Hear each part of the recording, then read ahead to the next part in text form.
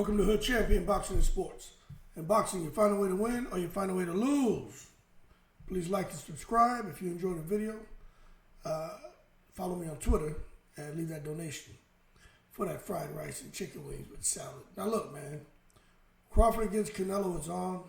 Ryan Garcia is with Eddie Reynoso again. Sounds like Derrick James may have retired. Daniel Dubois to the top of the heavyweight division. And a few other things. But look, man, Canelo and Crawford, right? I have so many opinions on that fight. But the one thing I want to say, I think Crawford, no matter what you think about Crawford's chances of winning that fight, at least you got to give Crawford credit for taking the fight with no rehydration clause. Now, there are some people who are saying that's a suicide mission. They already felt Crawford has no chance on winning the fight, and knowing that he's taking this fight with no rehydration clause, they're saying Crawford definitely is just all about the cha-ching-ching, Wu-Tang Kareem. He's just all about the money, and the cash is ruling everything around him, and he deep down doesn't feel he can win the fight, but he's going to win the fight because of the amount of money he's going to make.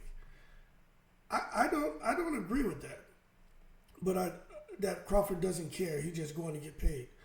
I do think that he and Canelo are all about their money, all right, first and foremost. But I think Crawford, man, is kind of like, look, how Mayweather was when he fought De La Hoya. No excuses. You know, I want to make sure you're comfortable fighting at your weight. I don't want to hear nothing, you know. You're the A side, I'm the B side. That way, if he beats Canelo, it makes the victory that more sweet. And finally, hopefully, it'll silence all the doubters and critics.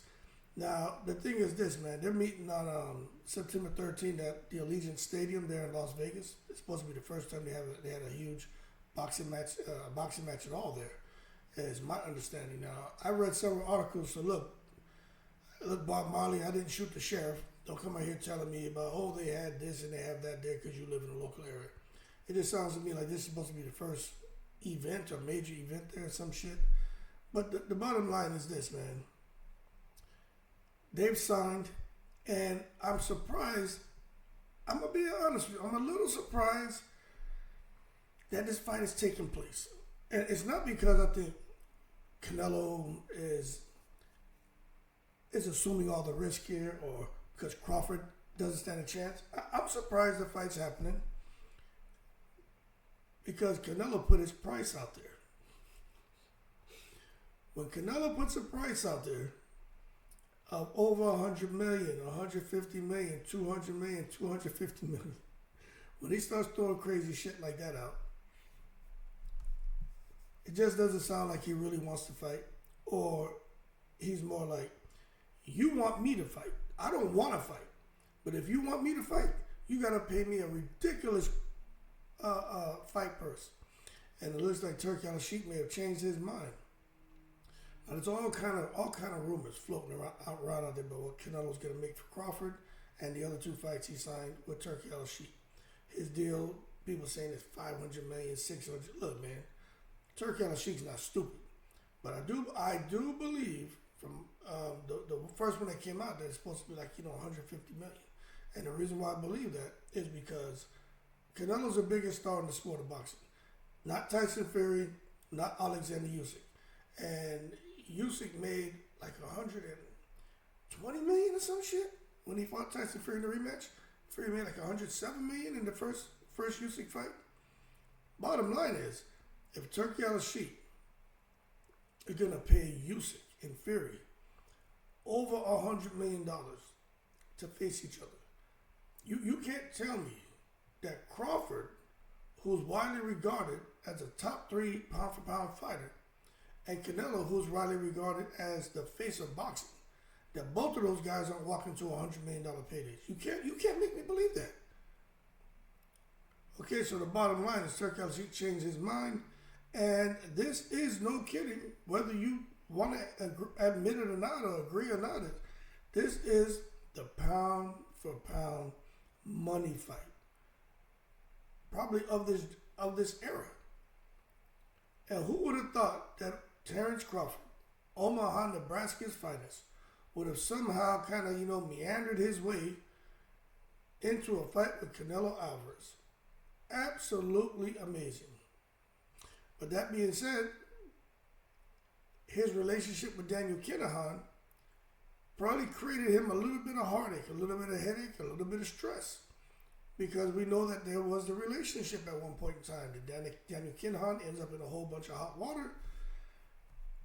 Bob Arum doesn't want to work with Crawford. He starts to insult him. Lost so much money. I could have bought a house in Calabasas. All these horrible things he said about Crawford. But I think Crawford had that relationship still had that relationship with the Saudis, with Kinahan, with people who are related to Kinahan as far as boxing business. And as a result of not burning those bridges, Crawford kept winning. And those people were like, hey, we need to reach out to this guy. And Crawford kept that in his hip pocket the whole time. That's why Crawford doesn't, you heard the saying, right? Swim without getting wet. I call it cool as a cucumber. That's why Crawford was there, in the breeze, cool as a cucumber, swimming without getting wet, because he knew what he had. He knew he had that trump card, and he was going to make boxing great again. Now, that being said, Canelo Alvarez, that man can do what the hell he wants. He knows no matter what, he's going to get paid. He understands. That's why he's about payday. You're damn right. If Canelo Alvarez is fighting you, you're going to make money. This man doesn't just have the whole Mexico supporting him. Canelo, has global support. And it's hard to achieve that. But you saw it when he fought Edgar Berlanga. There were a lot of Puerto Ricans supporting Berlanga, no doubt. But, there were Puerto Ricans supporting Canelo as well as the whole of damn Mexico. And he was able to get the win over Berlanga, a guy who's much bigger than Crawford. Some would say much stronger than Crawford. But Canelo was able to clip him in 2024, dropped him with the big left hook. Fight went the distance, but I do think, because I picked Edgar Berlanga to win that fight, but when these guys get in the ring, you see that one wants to find a way to win, the other one's going to find a way to lose, and Berlanga he never really gave himself an opportunity to be in the fight, and that's Berlanga's fault. And Canelo did what he had to do, but you saw down the stretch when Berlanga did let his hands go, he looked very good and did have some success, but nonetheless. Canelo was able to defend his super middleweight titles, and the reality is this: as Canelo gets ready to enter this fight with Terrence Crawford, I think the only real hiccup for him over the past decade will probably be his loss to Dimitri Bivol. I think that's the only thing. And what's interesting about that is, it's kind of hard to hold something against Canelo because of that loss to Bivol, but he was moving up again. 175, again, trying to be great. I do think it was a little bit of a cherry pick gone wrong. I think he saw something that he thought he could exploit, but he learned real quick that he bit off more than he can chew. But with that being said, the same way Canelo bubbled up and tried to be great, and he put up a valiant effort. He just wasn't able to get the job done. But he realized he bit off more than he can chew. Maybe Crawford, by bubbling up to 168, is going to put up a valiant effort. But maybe he's going to realize with the first 2 rounds, holy shit, I bit off way more than I can chew. Because the way Jermell Charlo described Canelo, he said this dude is a bull. And maybe Crawford comes out and says the same thing. Because one thing for sure, Crawford's not delusional. He has told you before, there are weight classes for a reason. And for him to now come and want to get in there and scrap with Canelo, don't for a second think that Crawford has all of a sudden had this epiphany and no longer believes that weight classes exist for a reason. No. Crawford understands by jumping up to fight Canelo, at this point in his career, this could be the fight to set him up to just sail off into the sunset. even if Crawford beats Canelo, I think he'll rematch him because Crawford's not stupid to make another big payday. But I definitely feel after that Crawford's done. For all these people who are saying Crawford's got another 5 fights in him, another 10 fights in him, he can fight till he's 50. Hey, yo, you, Mick Nicholas, hold your horses and stop taking it to the stupid. Crawford's not fighting no 10 more damn fights.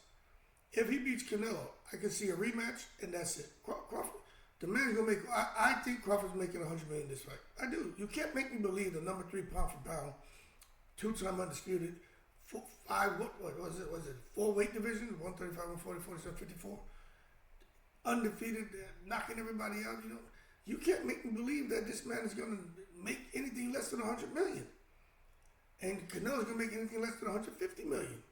Especially looking at the type of paydays that Fury and Usyk were getting.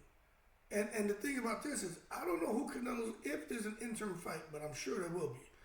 If he fights a guy like Skull and beats him, then now they're fighting for the undisputed distinction.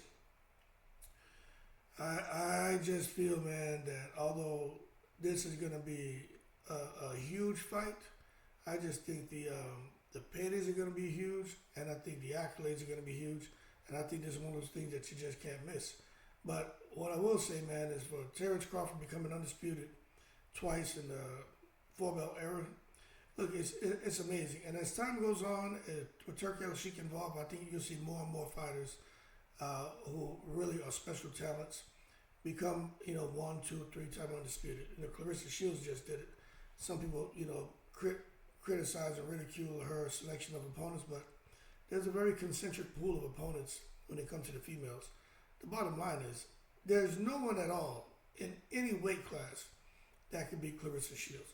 No one can beat her. Serrano can't beat her. Katie Taylor can't beat her. There's no one who can beat Clarissa Shields. No one. Clarissa Shields, no kidding, should be fighting C-level men. That's how good she is. There's no one going to beat her. But anyway, let's see what happened with Terrence Crawford.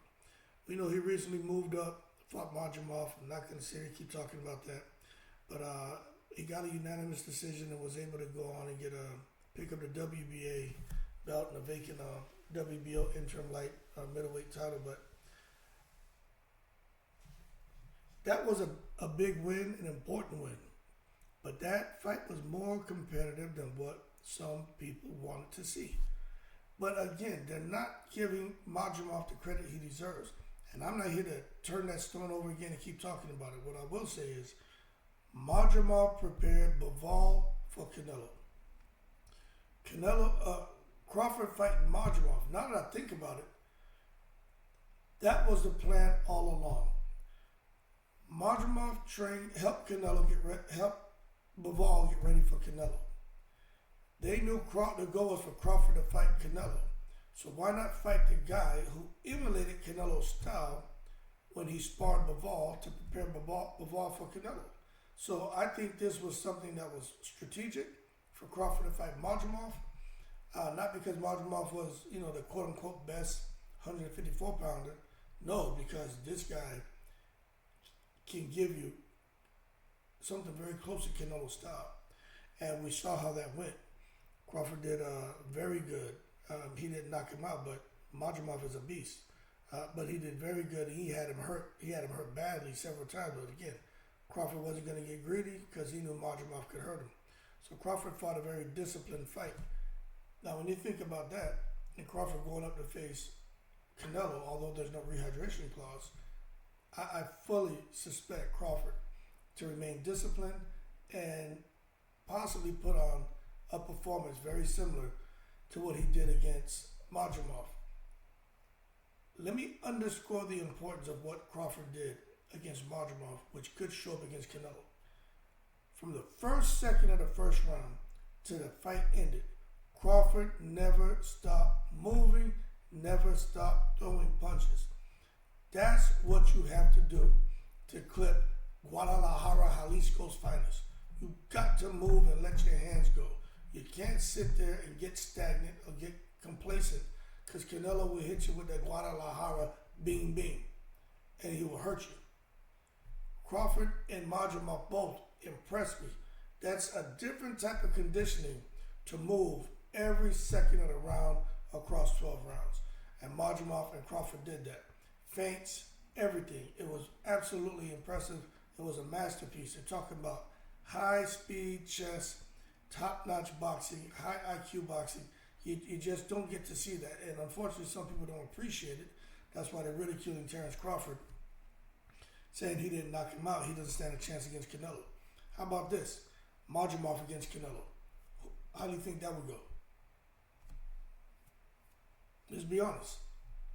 So don't come out here talking about Canelo would knock out Majumov. I think Majumov would hold his own against Canelo. Styles make fights. But that being said, the fight's happening. It is what it is. Big paydays, a lot on the line. And I don't think you can rule Crawford out. But let's not sleep on Canelo, because one thing for sure, Canelo don't want to get embarrassed. He does not want to get embarrassed. He don't want to lose to Crawford. He don't want to sit here and people are already taking shots at him. He doesn't want to be the guy where they're pinning the tail on him as the donkey of the day. He doesn't want that. Now, Ryan Garcia and Reynoso. I think Eddie Reynoso is a one-fighter trainer. I do. I think Eddie Reynoso is just Canelo. I don't care who he trains. I don't care if they win a fight. I don't care.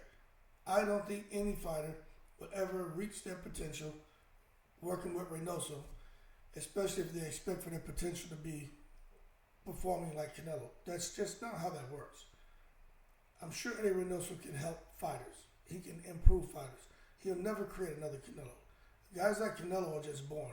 Guys like Crawford are just born. Mayweather's are born.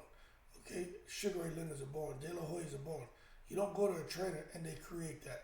You know, they don't go to a trainer after you've already started boxing and then they create that. That's not how that works.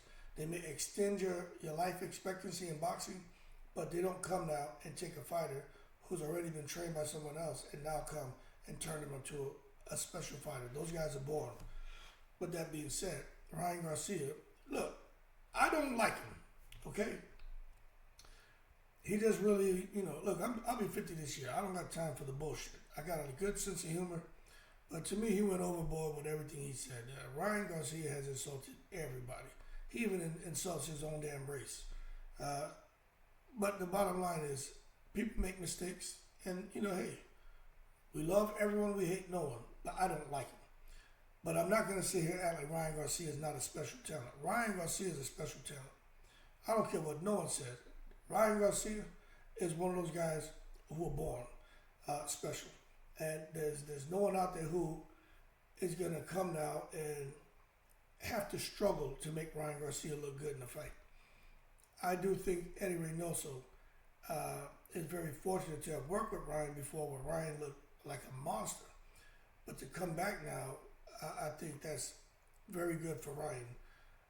Anyone who's going to be facing Ryan Garcia, I think you're going to have a very tough time, because there's so much energy in the damn Reynoso camps.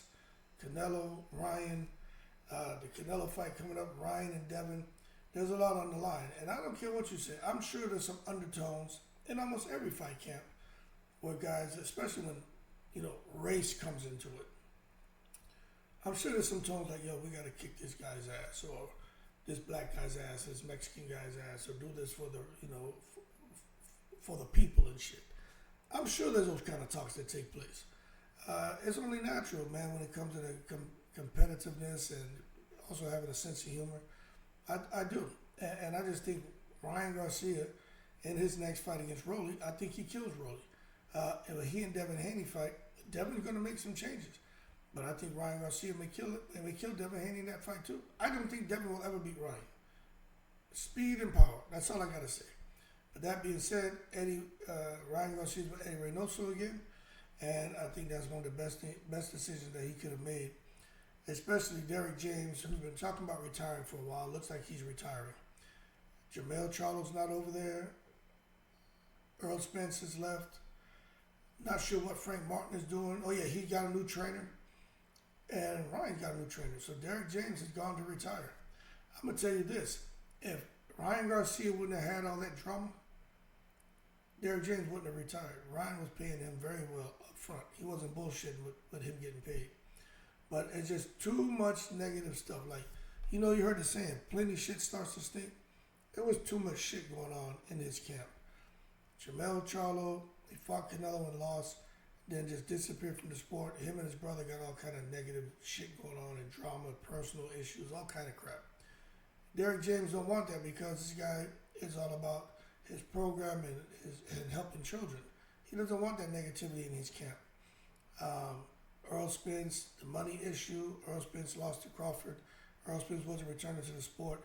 He put Derrick James in a bad space. To see them two going at it was very heartbreaking. But nonetheless, again, more drama, negative attention to the camp. Frank Martin goes, he fights Gervonta Davis, he gets knocked out, making it look like Derrick James can't train a winner. More negative attention to the camp.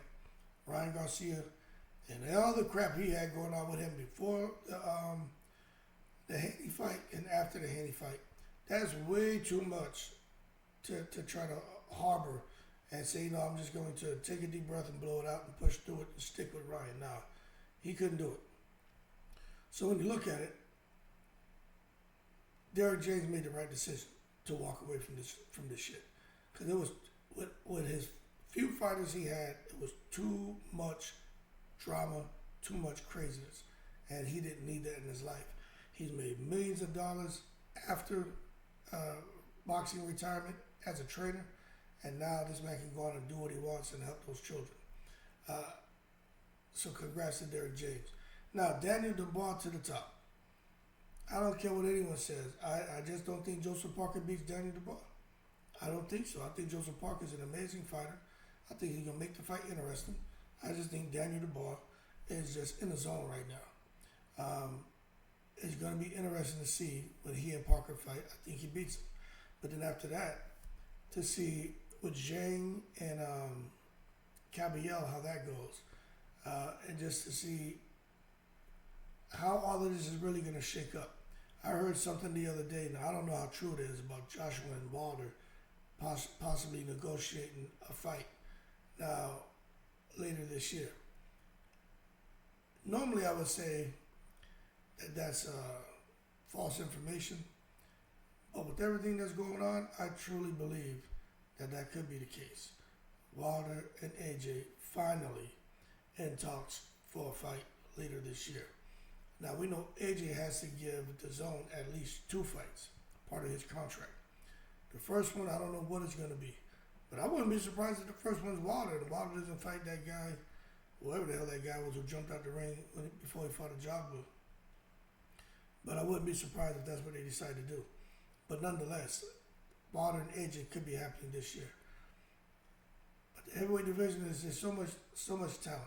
But I think Dubois is the guy who's gonna emerge as the big dog, because he wants to fight Usyk again, and I don't think Usyk really wants to fight him. Plus, I think Usyk, with those fights with Fury, took something out of him. I think Usyk gonna need a break, and he'll probably end up just retiring. But out of the heavyweight division, you got Dubois.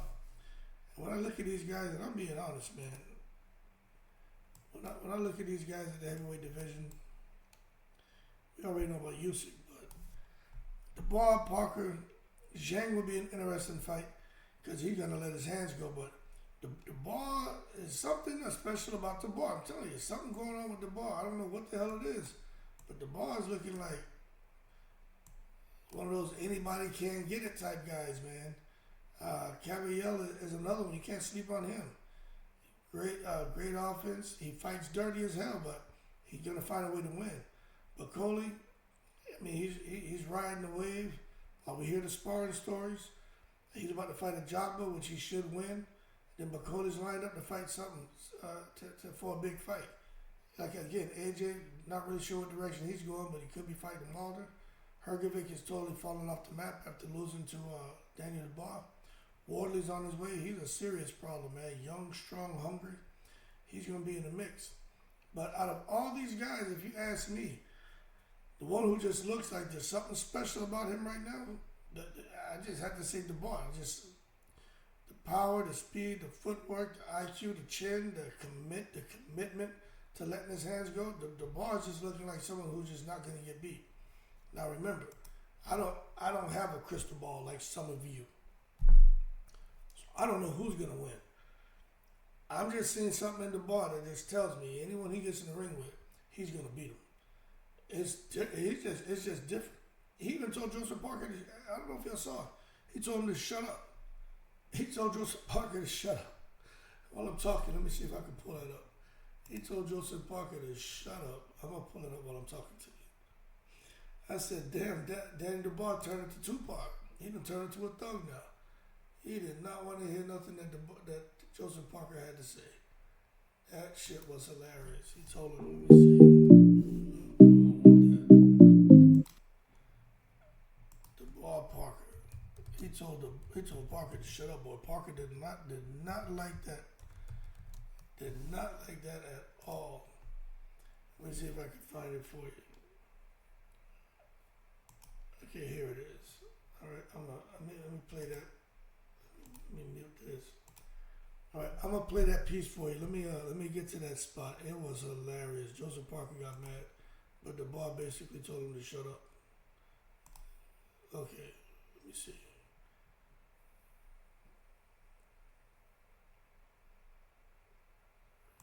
Let's see. All right, I think this is the point right here. Oh, that's it right there. Listen. Point. I'm going to be deliberate, precise. I'm going to be aggressive. That's it. Cut it. That's enough. I'm going to bash you acting. up. Enough acting, mate. Who's acting? Shut up. Who's acting? Shut up. You shut your face. You shut up. You shut your face. Your mouth. Shut your mouth, man. Is that all you can say? Shut your face. Shut your mouth. Talking shit. Yeah. How? I told you, Danny Dubois. I don't know what happened to Danny Dubois, but Danny Dubois is not playing around, man. Well, listen to that shit again. He told Joseph Parker to shut his face. Too fast. Movement's going to be on point. I'm going to be deliberate, precise. I'm going to be aggressive. That's it. Cut it. That's enough. I'm going to bash you acting. up. Enough acting, mate. Who's acting? Shut up. Who's acting? Shut up. You shut your face. You shut up. You shut your face. Shut your mouth, man. Is that all you can say? Shut your face. Shut your mouth. Talking shit. Yeah. How? Y'all keep cool. Danny Dubois not playing around. I think he's to the top of the heavyweight division, man. And he's got confidence out of this world. Joseph Parker did not like that. You can see his facial expression change. It's like he wanted to punch Danny Dubois. Anyway, y'all keep cool. Crawford and Canelo was on. Ryan's with Reynoso. Dubois to the top. Derrick James retired. And there's so much more we can talk about, but I'm about to go jogging, do some yard work. I'm going to barbecue, and then I got to go to my son's game this afternoon. Keep cool. Shout out to the veterans all 7 continents. Leave that donation for that fried rice and chicken wings. And I'm in the breeze.